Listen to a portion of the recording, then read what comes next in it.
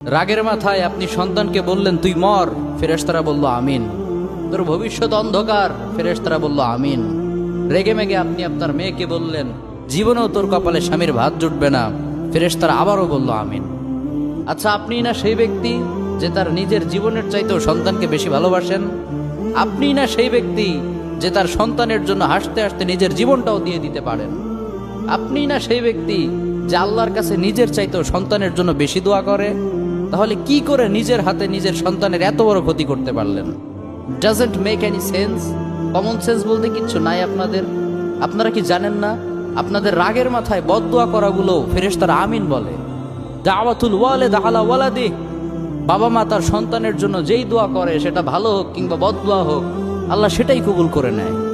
এজন্য খবরদার, never curse your children. রাগের মাথায় কখনো সন্তানকে অভিশাপ করবেন না। খুব বেশি রাগ উঠে গেলে তার জন্য উল্টা